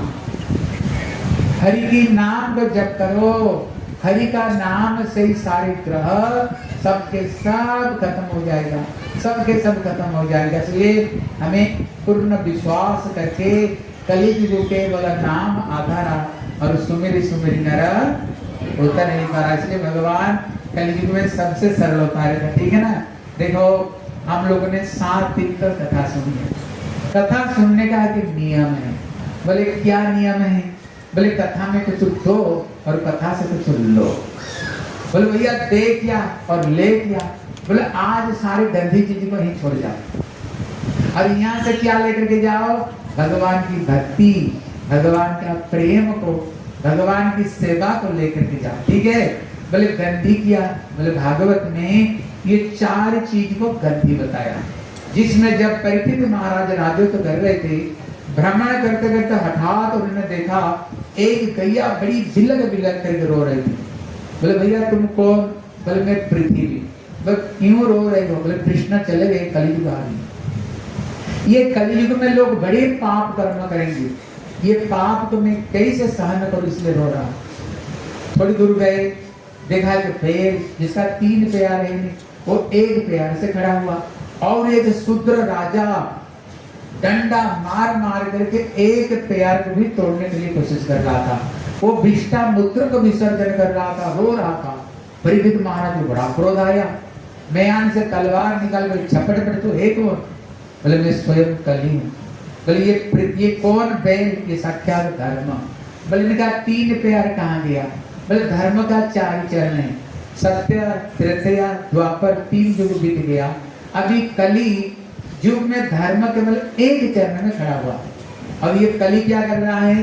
बोले कली युग में धर्म कर्म को मैं रहन नहीं दूंगा, सारे खत्म कर दूंगा। परीक्षित महाराज बोले भाग जा यहाँ से, जान से तेरे खत्म कर दूंगा। बोले कहाँ जाऊंगा? बोले जहां इच्छा।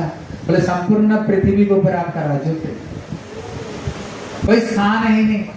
अभी परीक्षित महाराज ने देखा ये कलयुग को स्थान दूं क्या नहीं दूं, बहुत उन्होंने विचार किया। विचार करके यद्यपि देखा कलयुग में अधर्म, आपको देखे होंगे इतने देश देश में लड़ाई। कली मतलब क्या? केवल कलह। आप तो न्यूज देखते होंगे ना, इतने कलह, घर घर में लड़ाई, बहू बहू में, भाई भाई में, पड़ोस में, जिस ऑफिस में जाओगे अब कहाँ नहीं कलह बताओ? क्यों? कलयुग है। परीक्षित महाराज ने सोचा उसको दूं कि नहीं दूं। यद्यपि देखा कलयुग पाप का स्थान है, लेकिन देखा कलयुग में एक विशेष गुण है। क्या गुण है? बोले कीर्तना देव कृष्ण से मुक्तम बद्ध परम। कलयुग में केवल एक धर्म है, हरि का नाम। जितना बड़ा कली का प्रभाव होने पर भी अगर कोई थोड़ी सी हरि का नाम कर लेना, बेड़ा पार, बेड़ा पार। अगर हाथ उठा के बोलो, बोला हरे कृष्णा कृष्णा कृष्णा हरे हरे, हरे राम राम राम। और एक बार जोर से बोलो, बोला हरे कृष्णा कृष्णा कृष्णा हरे हरे, हरे राम राम राम हरे हरे। हाँ, तो थोड़ी सी हरि नाम पर बेड़ा पार हो जाएगा। लेकिन एक नियम बताया, उदाहरण दिया, जैसे हमें कोई बीमारी, कोई बढ़िया डॉक्टर के पास में गई, सचमुच से डॉक्टर बढ़िया, डॉक्टर क्या बोलेगा, भैया तेरे को मैं बढ़िया दवा दे रहा हूँ, लेकिन अगर परहेज को साथ में दवा लोगे ना, ये बीमारी तुम्हारी जल्दी जल्दी सही हो जाएगा। अगर बगैर परहेज को दवा लोगे, खाओगे तो दवा, लेकिन वो दवा कोई असर नहीं करेगी, है ना? अरे हाँ कि ना बोलो। इसलिए दवा को साथ में, कलयुग में दवा किया, सबसे मीठा दवा हरि का नाम, सबसे मधुरम मधुरम में तक मंगलम मंगला नाम। जितने वेद पुराण इतिहास का जो सार है वो ठाकुर जी का नाम है, नाम यही दवा। लेकिन प्रभु का नाम लेने के लिए 4 नियम है, उनने 4 स्थान में ये कली को जगह दे दिया। अगर केवल 4 नियम पालन करते हुए हरिनाम करो, बेड़ा पार। अभी सुनो क्या 4 नियम है। पहला नियम, जुआ नहीं खेलनी चाहिए। स्वयं धर्मराज युधिष्ठिर, अब देखा ना जुआ खेलकर कितना सत्यानाश हो गया, भाई गए, राज्य गया, हरी सभा में द्रौपदी की वस्त्र हरण देखना पड़ा, 12 साल तक जंगल में रहे, 1 साल विराट राज्य में उनको नौकरी करना पड़ा। शिक्षा देते हैं भैया कभी भी जुआ में हाथ मत लगाया करो। मुझे लगता है आप लोग कोई भी जुआ नहीं खेलते हो, मानव अधर्म का एक चरण से आप बच्चे भी हो। एक बार ताली बजाओ तुम लोग, ठीक है ना? कभी जुआ खेलनी नहीं चाहिए। दूसरा, इसको करने से क्या, धर्म का पहला चरण सत्य। आप देखना जो जुआ खेलते हैं कभी सच बोल ही नहीं सकते, वो इधर उधर करके पैसा, कल तुम्हें पैसा देते, कल बस जुआ खेल के कोई। लेकिन हम क्या सोच रहे हैं ना, राता करोड़पति, करोड़पति नहीं रोडपति बनोगे, करोड़पति नहीं, ठीक है ना? दूसरा नंबर पानम। पानम मतलब क्या, किसी तरह का नस्ली वस्तु को मत लो। नस्ली वस्तु में जैसे पान, बीड़ी, सिगरेट, अफीम, गांजा, भांग, शराब, गुटखा फुटका नहीं लेनी चाहिए। मुझे लगता है हम लोग कोई नहीं लेते हो, एक बार ताली बजाओ। ये कली का दूसरा स्थान है। लेकिन कभी कभी, हाँ ध्यान से सुनो, कभी कभी चाय ले लेते हैं। सही सही बताओ कौन चाय लेते हैं?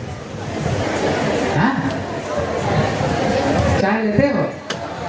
सुन लो, पर चाय के विषय पर सुन लो। अगर आप थोड़े लिखे बड़े होगे ना तो समझदार, फिर चाय छोड़ सकते हो। ये सही घटना, हम गूगल खोल करके देखना। जिस समय ये ब्रिटिश हमारे भारत को ऊपर राज्यों कर रहा था, ये कलकत्ता की घटना है। एक अंग्रेज ने देखा कि बूढ़ा व्यक्ति 100 किलो चावल का एक बोरी सर पर रखा हुआ एक मंजिल से दूसरे मंजिल खटाखट चल रहा था। वो अंग्रेजी देखकर कहता, बोले भैया क्या खाते हो? बोले रोटी, सब्जी, दाल, घी, दूध। बोले वाह इतने शक्ति। बोले उम्र कितना? बोले 80 और 1 कितना हो गया? 81। उसने देखा ये खाते नहीं फिर क्या, इतने शक्ति। बोले एक चीज पीते नहीं, चाय। आप लोग चाय में क्या दोष, अच्छे तरह से समझो। आपको बड़ी तेज नींद आ रही है, बड़ी तेज, आप इतनी सी गर्म चाय पी लो, नींद चली जाती कि नहीं? आप बताओ शरीर के लिए नींद की जरूरत है कि नहीं? मतलब जो चाय पीते हो तुम्हारी नींद भी धीरे धीरे कम होगा। आपको बड़ी तेज भूख लग रही है, आप इतने गरम गरम चाय पी लो, भूख खत्म हो जाती है नहीं? आपको 4 रोटी खाना चाहिए था, दाल चावल, हाँ राजमा खाना, लेकिन इतने चाय से क्या पेट भरती है? मतलब तुम्हारी जो भूख भी शरीर से धीरे धीरे खत्म। सबसे जो कीमती चीज कहते दूध में, बड़े बड़े डॉक्टर से पूछो, दूध में जो चाय डाल करके पीते हैं, हाँ मीठा डाल करके, कहते शरीर का जो मूल वस्तु वीर्य, वो धीरे धीरे शरीर का वीर्य तुम्हारी पतला होते जाता है। अब ये पेशाब से निकलना शुरू हो जाती है, मतलब शरीर धीरे धीरे कम होता जाएगा। आप बड़े बूढ़ों को पूछो, पहले भारत में कोई नहीं चाय पीते थे, ये अंग्रेजों ने चाय बना बना करके पिलाए। और बोले जो एक कप चाय पिएगा उसको 1 रुपया, उस समय 1 रुपया की कीमत था, बोले 1 रुपया। हम लोग ऐसे है ना, अगर बिना पैसा में कोई जहर दे देना उसको भी पीने के लिए तैयार हो जाए। हमें पता नहीं चला, जब नशा चढ़ गई मतलब 50 पैसा, पूरा नशा चढ़ गई कुछ नहीं, और जब पूरा नशा चढ़ी 1 रुपया निकालो, फिर 2 रुपया निकालो, फिर 5 रुपया, अभी कितना रुपया है? अरे बोलो इतना चाय कितने? 10 रुपया। हम बम्बे में अभी आए, वहाँ 30 रुपया, किसी एयरपोर्ट में जाओ 100 रुपया, किसी 5 स्टार होटल में जाओ कितना पैसा? ये अंग्रेजों ने हमें ठग करके अपना बिजनेस घूमने चला दिया, और हम ठग करके कहते हम चाय पी रहे हैं। अरे मर रहे हो, चाय पी रहे हो, और उसमें निकोटिन कैफीन डाला हुआ। अब स्वयं देखना, जो व्यक्ति शराब पीते हैं, शराब पीने का समय आ जाए, अगर नहीं पियो तो क्या होता है बोलो? घबराहट आती है। और जो चाय पीते हो, सही सही बोलना, झूठ नहीं बोलना, जो चाय पीते हो अगर टाइम पर चाय नहीं पीते हो, बताओ क्या होता है? आप बोलो, अरे बोलो, आप बोलो, मैं नहीं बोलूंगा। सर दर्द होता है कि नहीं? क्योंकि इसमें कैफीन और निकोटिन डाला हुआ है, ये जहर है। इसलिए कोशिश करना, एक हर्बल टी, कोकुल टी, प्रज्ञा, अलग अलग जड़ी बूटियां आती है जिसको खाने से वो हेल्थ के लिए अच्छा है। ठीक है, चाय छोड़ोगे? कौन छोड़ेगा? अरे हाथ उठाओ, मैंने इतने से हाथ उठाओ ना, फिर धीरे धीरे छोड़ते कोशिश करोगे। हाँ, इसलिए अगर आप लिखे बड़े हो ना, समझदार हो, तो चाय को धीरे धीरे बोले वृंदावन बिहारी लाल की। कहते ये नस्ली वस्तु लेने से क्या होता है, हमारी जो तपस्या है, ये तपस्या धीरे धीरे नष्ट हो जाती है। और तीसरी नंबर है स्त्रियों। बोले कली किसको ऊपर निवास करता है? बोले स्त्रियों को ऊपर, माताओं को ऊपर में कली का निवास। बोले भैया कौन सा माता है? बोले सभी को ऊपर नहीं। बोले जो लोग संसार करो, घर गृहस्थी करो, लेकिन इस शादी करके अपना धर्म पत्नी को साथ दो, धर्म पति को साथ में अपना संसार बैठाओ। बिना शादी के जो अवैध रूप में पुरुष और स्त्री पुरुष से मिलते हैं, यहाँ पर कली का तीसरा नंबर। इसको करने से पवित्रता नष्ट हो जाती है। जो लिविंग रिलेशनशिप और ये जो बॉयफ्रेंड गर्लफ्रेंड, हमारा शास्त्र इसको एकदम अस्वीकार किया। आप पढ़ करके देखो, बड़ा पाप उसको बताया है। ये सब छोड़ करके धर्म पूर्वक अपना संसार करो। जो चौथा नंबर है जीव हिंसा। जीव हिंसा, जीव हिंसा मतलब क्या? मांस, मछली, अंडा ये सब नहीं खानी। मुझे लगता है कोई नहीं खाते, खाते कोई? ताली हो जाए, अच्छी बात है। इसलिए ये सब जीव हिंसा महापाप, ठीक है। इसका नाम मांस है। मांस मतलब क्या? मान मतलब होता है मुझको, सब मतलब होता है वो, मतलब जिसको अभी हम खा रहे हैं, बाद में फिर हम खाएगा, इसलिए इसको अंग्रेजी में कहते हैं मीट। मीट मतलब क्या? मी ईट मतलब क्या हुआ? मी मतलब मुझको, ईट मतलब खाना, उसको उल्टा तो क्या होगा? ईट मी। तो अभी हम जिसको खा रहे हैं, बाद में हमें जो खाएगा, ये भागवत में लिखा हुआ है। कहते इसी जीवन में जो जिसी को काट कर खा रहे हैं, अगली जीवन में फिर कोई उसको ही काट कर खाएगा, इसलिए जीव हिंसा। लेकिन मुझे लगता है आप लोग कोई नहीं खाते हो, अंडा भी कोशिश करना नहीं खाने के लिए, क्योंकि जब महाभारत युद्ध समाप्त हो गया, इतने में धृतराष्ट्र गांधारी कृष्ण के पास में गए, बोले प्रभु हमने ऐसे कौन सा पाप किया था, 100 बच्चों को मृत्यु देखना पड़ा। कृष्ण ने कहा पूर्व जन्म की कथा सुना, पूर्व जन्म में तुमने 100 अंडा खाया, और एक एक अंडा में एक एक बच्चा होता है। 100 अंडा नहीं, तुमने 100 बच्चों को खाया था, इसलिए हुआ है।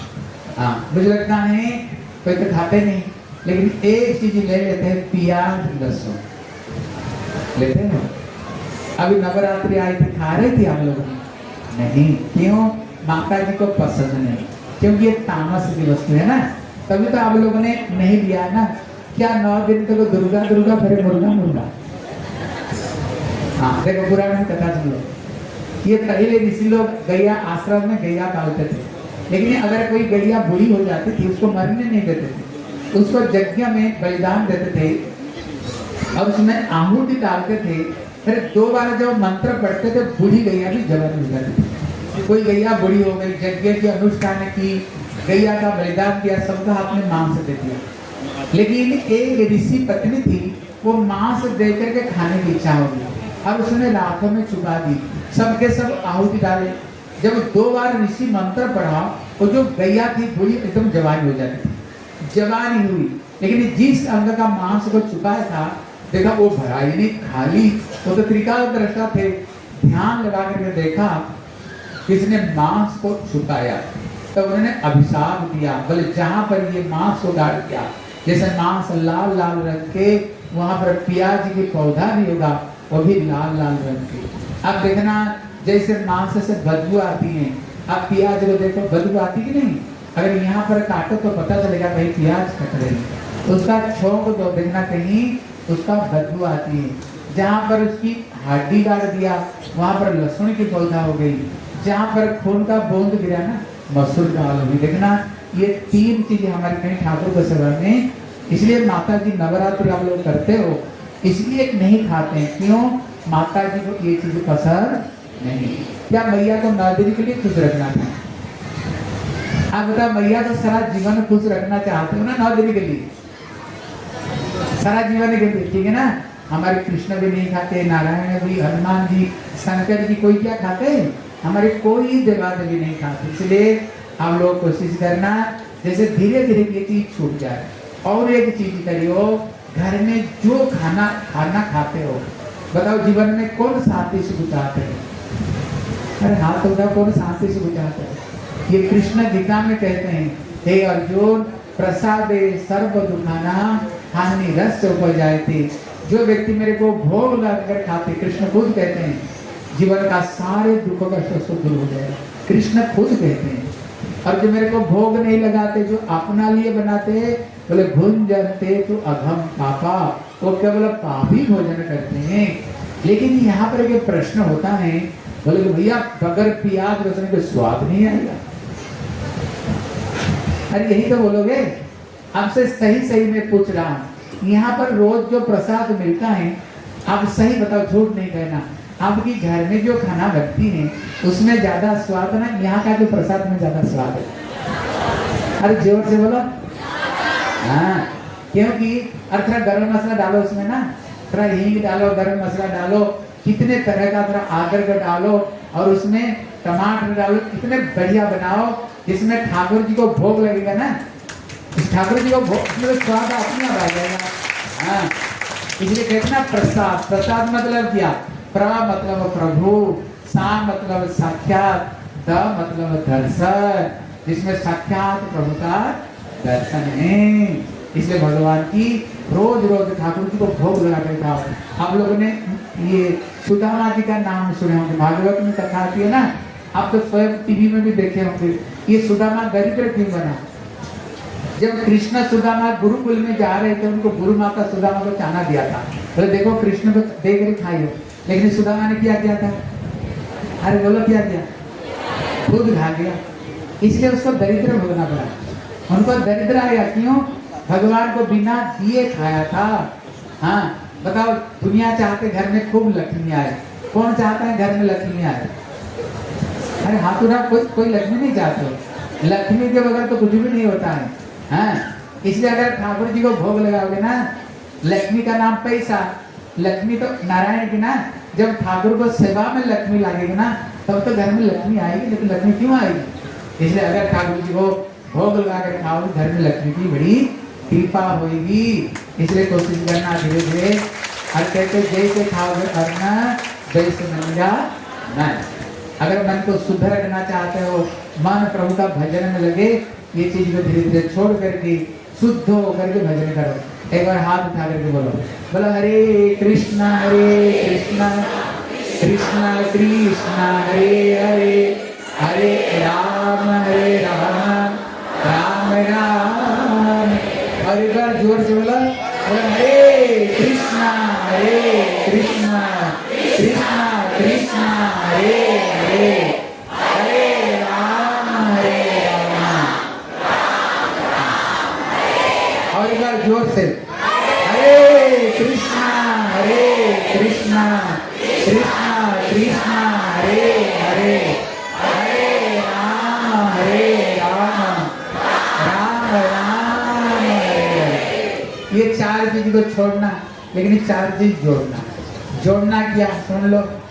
कल आप लोगों ने एकादशी व्रत रखा था। कौन कौन ने एकादशी व्रत रखा? बहुत अच्छी बात। आप लोग कोशिश करना एकादशी व्रत जिंदगी भर करने के लिए, ठीक है ना। एकादशी को जिंदगी, हम लोग तो कितने कथा प्रभु जी सुनाए थे। एकादशी का एक नाम कल्पतरु व्रत। कल्पतरु मतलब क्या? जिस वृक्षों को नीचे बैठ करके जो मांगो सारी इच्छा पूरी हो जाती है। इसलिए अभी जो एकादशी गई थी उसका नाम क्या थी? कामदा। मतलब अगर ये एकादशी कोई करेगा सारे इच्छा तुम्हारी कामना पूरी हो जाएगी। उसको पहले जो एकादशी गई थी पाप मोचनी, जिसको करने से जीवन का सारे पाप हमारी नष्ट हो जाती है। जितने दुखों कष्ट का कारण है पूर्व जन्म का पाप। और एक एकादशी का नाम है इंदिरा। 15 दिन में एक इंदिरा मतलब लक्ष्मी, जिसको करोगे तो घर में लक्ष्मी की भी कभी कमी नहीं रहेगी। एक एकादशी का नाम अन्नदा, जिसको करोगे तो घर में खाने की कभी अभाव नहीं होगा। एक का नाम मोक्षदा, जिसको करने से भगवान के धाम की प्राप्ति होगी। हर एकादशी को पढ़ करके देखना अलग अलग नाम, और विशेष करके प्रभु की भक्ति और भगवान की प्रेम की प्राप्ति होगी, ठीक है ना। सबके सब एकादशी करेगा। जो दूसरी चीज है, हर घर में जरूर ठाकुर जी की पूजा होनी चाहिए। क्या होनी चाहिए? पूजा होनी चाहिए। देखो आप लोग बुरा मत मानना, हम किसी घर में गए, माताएं ध्यान देकर सुना, हम किसी घर में गए, देखो कुछ शिक्षा लेने भी जाओ, देखा कि कृष्णा तो नीचे बैठे हुए और इनका सर के ऊपर माता रानी को बैठा दिया। किसको बैठा दिया? अरे बोलो, अगर पति को सर पर आप बैठ जाओगे, आप खुश होगे? पति का सर पर बैठ करेंगे? पत्नी कहाँ बैठती है? पति की चरण। इसलिए माता जी ये वैष्णवी देवी है, ये भगवान की परम भक्त है। हनुमान जी कौन है? राम की परम भक्त। जब राम दरबार लगे, हनुमान जी कहाँ बैठे रहते? प्रभु की चरण, ठीक है ना। इसलिए कभी भी कृष्ण राम को निकी सर के ऊपर में कोई जगह देवी को नहीं रखना, वो नाराज हो जाएगी तुम्हारे ऊपर। हाँ, वो दुखी हो जाएंगे। हमारे प्रभु की सर के ऊपर हमें बैठा दिया, हर समय उनकी चरण में रखा करना, ठीक है ना। इसलिए घर घर में जरूर ठाकुर जी की पूजा करो, और बड़ी सुंदर रोज ठाकुर का स्नान कराओ, ठाकुर का नए नए वस्त्र धारण कराओ। जैसे हम रोज रोज स्नान करते हैं, करते कि नहीं रोज रोज स्नान हैं? ऐसे ठाकुर को रोज स्नान कराओ। ठाकुर जी का बढ़िया बढ़िया कपड़ा ठाकुर जी को पहनावे को उदाहरण दिया, अच्छे तरह समझो। जैसे अपना शरीर को बढ़िया से सजा करके आप शीशा को सामने खड़े हो जाओ। आप देखना अपना शरीर को जैसे सजाओगे ना, आपका जो परछाई वो अपने आप सज जाएगी। परछाई को सजाने का कोई जरूरत नहीं। उसी तरह आप स्वयं देख लेना, आपका घर में ठाकुर का जितने बढ़िया सेवा पूजा होगा, सब कोई देने वाले कौन है? ठाकुर है ना। अरे बताओ किसने दे रहे हैं? लेकिन एक माता जी हमें घर में बुला करके ले गए, बोले बाबा आओ ठाकुर को देखोगे। मैंने कहा बड़े सुंदर कहीं ठाकुर जी होंगे। जानते हो कहाँ पर रखा? सीढ़ी को नीचे, इतनी सी छोटी सी घर में, और देखा ठाकुर का जो केस बिखरा हुआ, महिला कपड़ा पहनी हुई, एकदम शरीर काले पड़े हुए। मैंने कहा माता जी ये ठाकुर जो कितना दिन से स्नान नहीं करा है? बोले 1 महीना तो हो जाएगा। मैंने कहा आप रोज रोज स्नान करते हो? बोले रोज। बोले कितना बड़ा कपड़ा बदलाती हो गरीब में? बोले कम से कम 2 बार तो कपड़ा बदलाती हो। बोले अपना शरीर का कपड़ा तुम 2 बार बदलाती हो, और जिसने तुम्हें सब कुछ दिया, जिसका घर सारी सब कुछ देने वाली हुई, वो ऐसे ही बैठे हुए घर में। एक छोटी सी स्टोरी सुना, याद कर लेना, ये सही घटना बता रहा हूँ। कि अयोध्या में एक गुरु और एक चेला रहते थे, उनका राम दरबार था। एक दिन गुरु जी अपना शिष्य को बोले, शिष्य मेरे को कुछ दिन के लिए बाहर जाना, तुम ठाकुर को सेवा कर लोगे? बोले गुरु जी अगर आदेश होगा तो कर लूंगा। गुरु जी चले गए, उसने बढ़िया रोटी सब्जी बनाया, ठाकुर के सामने धर दिया, तो ठाकुर जी अब भोजन कर। लेकिन छोटा बच्चा कभी देखा नहीं गुरु जी कैसे भोग लगाते हैं। वो सोच रहा था शायद ठाकुर बैठेंगे भोजन करेंगे, पर ठाकुर जी उतर बैठे। भगवान राम उतरे नहीं। बोले आप तो गुरु जी के हाथ में रोज रोज खाने खाते थे, अब गुरु जी बोल कर गए अच्छी तरह से ठाकुर को सेवा करना, तभी ठाकुर उतर नहीं रहे। बोले अगर आप भोजन नहीं करोगे ना शरद हुए या अयोध्या में इसमें आत्महत्या कर दूंगा। वो बच्चा गया आत्महत्या करने के लिए, भगवान राम हिल गए उसका भक्ति को देख करके। भगवान राम हनुमान बोले हनुमान जल्दी जल्दी जाओ उसको पकड़ करके ले आओ। अब बोलना ठाकुर जी भोजन कर रहे, ठाकुर जी भोजन कर रहे, और उसको पकड़ करके ले आए। ठाकुर जी भोजन कर रहे, सचमुच से भगवान राम भोजन कर रहे थे। उसके बाद में मैया सीता लक्ष्मण हनुमान कर पाए। 2-3 दिन ही गया, अकेला बच्चा जो लकड़ी में पहले चूल्हे में रसोई बनाई। कौन कौन लकड़ी में कभी रसोई बनाए? कोई नहीं बनाया। जो माताएं बनाए उनको पता होगा। अब रोज ले आटा लाओ सब्जी लाओ, फिर कितना कठिन। अभी 2-4 दिन करके बोले ठाकुर जी हमसे नहीं हो पा रहा, मैं अकेला अकेला कितना करूंगा। भगवान राम बोले बताओ ना मेरे को क्या करना पड़ा। हाँ मदद करेंगे। बोले घर का पिताजी आप थोड़ी सी दोना और पता बना दो। बोले बना दूंगा। मैया सीता बोली बता मुझे क्या करना। बोले माँ घर में माँ क्या करती है? हाँ घर में बता माता क्या करती है? रसोई बनाती है। बोले भैया 14 साल के लिए मैंने रसोई बनाया जंगल में, मैं कर दूंगी। लक्ष्मण जी को पूछे, बोले मैं क्या करूंगा। बोले आपको बोला सूखी सूखी लकड़ी ले आओ। रामायण देखे कि नहीं, लक्ष्मण सूखी लकड़ी ले आते। बोले मैं तो यही काम किया। हनुमान जी बोले मेरे को क्या करना। बोले और जितना सारे सेवा को आप देख लेना। बोले मैं कर लूंगा। बढ़िया सेवा चल रही थी।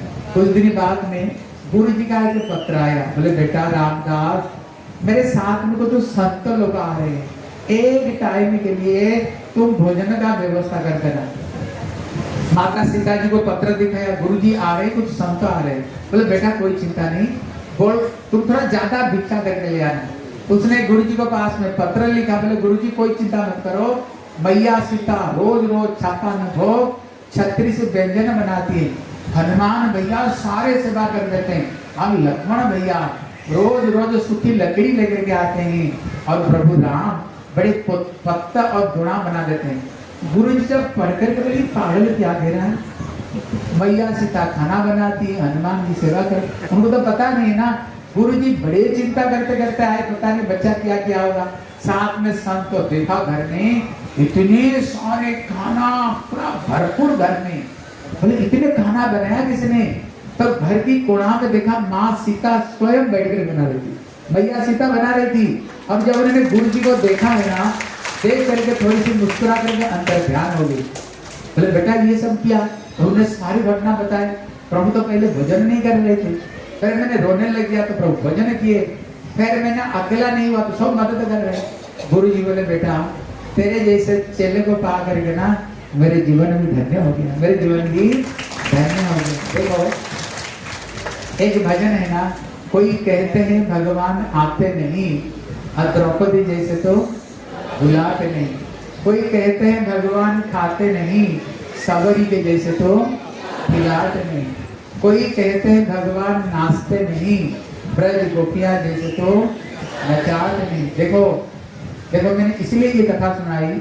आपका घर में जो लड्डू गोपाल भगवान बैठे होंगे ना, उनको साधारण कोई स्टैचू मत माना करो, पत्थर कोई मत माना करो। अब जगन्नाथपुर तो कोई गए नहीं, वहां पर साथी गोपाल ये दोनों ब्राह्मण तीर्थ करते करते आए, और एक ब्राह्मण दूसरे को बोला बेटी शादी दूंगा। जब दिया नहीं ना, ठाकुर जी वृंदावन से चलते चलते पूरी तक चले गए। एक ठाकुर जी थे, वो खड़े थे, एक संत सेवा कर रहे थे। जब सेवा नहीं कर पाए ना, वो ठाकुर जी बैठ गए। एक भगवान थे, उनको एक भक्त ने गरम खीर भोग लगाया, और ठाकुर जी हाथ डुबा करके जब खाए, उनके हाथों में मुंह में छाती में फुफला पड़ा हुआ। समझ रहे कि नहीं? इसलिए आपका घर में जो ठाकुर जी को साधारण मत समझो, आप स्वयं देख लोगे। ठाकुर को जितने बढ़िया सेवा करोगे ना, आप भी संसार में इतने भक्त होते रहोगे, इतने बढ़िया खुश।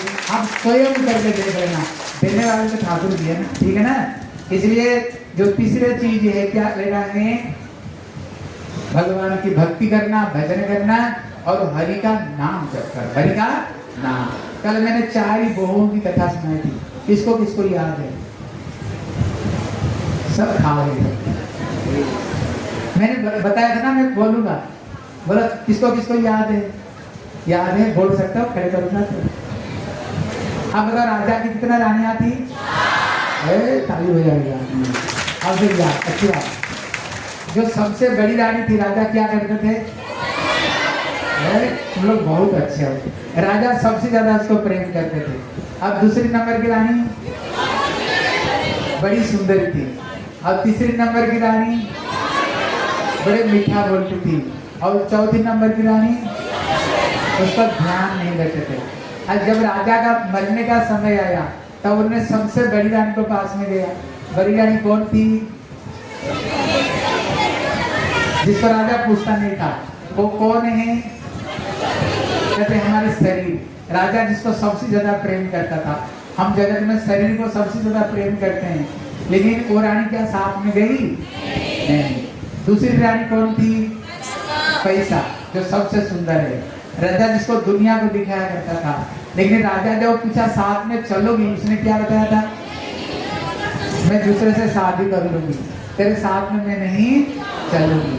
अब जो तीसरी नंबर थी कौन थी? जिसका मीठा मीठा बोली सुनता था, वो कौन है? अरे बोलो। पत्नी, परिवार। पहला नंबर पत्नी की आई। जब पत्नी से पूछे साथ में चलोगी, उसने क्या किया? दरवाजा तक चलोगी, उसका आगे नहीं चलूंगी। और जो दूसरी नंबर थी सबसे सुंदरी है, ये कौन है? कहती ये पैसा। जब पूछे तुम साथ में चलोगे, उसने क्या बोला? मैं तो देख रहा हूँ तू कब मरोगे, मैं दूसरे से शादी करूंगी। मतलब ये शरीर छूटते ही पैसा झट दूसरों का नाम पर ट्रांसफर हो जाता है। और जो चौथी नंबर की रानी थी, राजा जिसको जीवन में सबसे ज्यादा नफरत किया था, घर की कोड़े में फेंक कर रखा था, लेकिन राजा जब उसको पूछा केवल वही जाने के लिए तैयार हुई। ये कौन है? हरि जोर से बोलो। हरि का नाम, जिसको जीवन में सबसे ज्यादा नफरत की, लेकिन अंतिम समय में वही केवल हमारे साथ में। इसलिए मीरा कहती हैं, पायो जी मैंने राम रतन धन पायो, वस्तु अमोल का तीर मेरे सदगुरु, कृपा करो अपना पायो जी राम रतन धन पायो। अंतिम समय में हरि का नाम ही हमारी सांस में जाने वाली, ठीक है ना? इसलिए सबके सब हरि नाम करियो। और जिनकी इच्छा होगी हम माला लेकर के भजन करेंगे, अनाउंसमेंट करियो ना। माला लेकर के भजन करना चाहते हो आप लोग अपना नाम और फोन नंबर दे करके माला लेना। और हमारी जो ग्रुप चलेगी वो ग्रुप में आपको जोड़ देंगे। हम कहीं भी रहेंगे वहीं से आपको थोड़ी थोड़ी भगवान के बारे में कथा सुनाते रहेंगे, ठीक है? और जो बढ़िया से जो पढ़ेगा, बढ़िया से जो करेगा, फिर उनको हम कोर्स करवाते हैं, बड़ी सुंदर सुंदर कोर्स करवाते हैं जिसमें परीक्षा होता है। और जो पास करेगा ना उसको फ्री में वृंदावन ले जाएंगे, जगन्नाथ फ्री में ले जाएंगे, लेकिन अगर बढ़िया नंबर लाओगे, ठीक है? हाँ देखो, हम बोल दो तो। हरे कृष्णा। गुरु महाराज के हरि की कृपा से हम लोग यहाँ पर 7 दिन तक हरिकथा श्रवण किए। ऐसे अगर आप लोग रोज रोज कथा सुनने के लिए चाहते हैं तो गुरु महाराज जी का कभी भी कथा बंद नहीं होती। पूरा यहाँ खत्म होगी फिर नेक्स्ट पंजाब जा रहे हैं, ऐसे करके पूरे साल में चलती रहती है। आप लोग यूट्यूब के माध्यम से हम लोग को देख सकते हैं। यूट्यूब में आप लोग सर्च करेंगे बी श्रीधर महाराज, ऐसे करने पर गुरु महाराज का प्रोफाइल आएगा। फेसबुक के माध्यम पर भी आप लोग हमको चेक कर सकते हैं, बी श्रीधर महाराज, वहीं पर भी सेम नेम है। और छोटे छोटे वीडियो और छोटे छोटे कथाएं शिक्षा देने वाले वीडियो को भी देखने के लिए आप लोग इंस्टाग्राम पर भी आप लोग वहाँ पर देख सकते हैं, बी श्रीधर महाराज सर्च करके।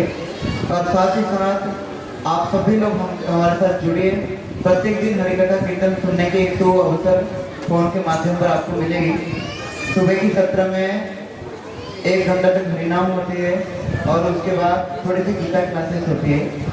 शाम के सत्र में 9:30 से लेकर के 10 बजे तक, रात के समय पर जब सारे काम खत्म हो जाती है, आधे घंटे के लिए केवल कृष्ण कथा सुनने की एक चांस आप लोगों को मिलेगी।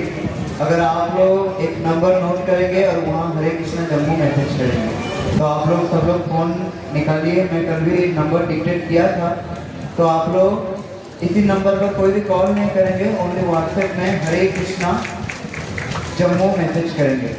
हरे कृष्णा नंबर नंबर लोड कर दो। जैसे हम लोग चले जाएंगे फिर भक्ति की भावना घट जाएगी। अगर जुड़े रहोगे तो भक्ति घटेगी नहीं, बढ़ेगी तुम्हारी। हाँ, सब फोन नंबर निकालो, फोन निकालो।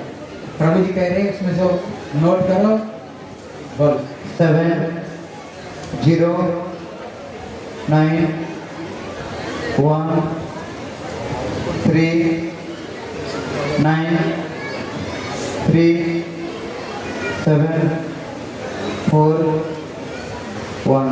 मैं दोबारा रिपीट कर रहा हूँ, 7 0 9 1 3 9 3 7 4 1। यहाँ पर हरे कृष्ण जम्मू बोल करके आप लोग मैसेज करेंगे और अपने नाम भी मैसेज कर सकते हैं। आप लोग व्हाट्सएप में ही, ओनली व्हाट्सएप में ही मैसेज करेंगे, कोई भी कॉल नहीं करेंगे।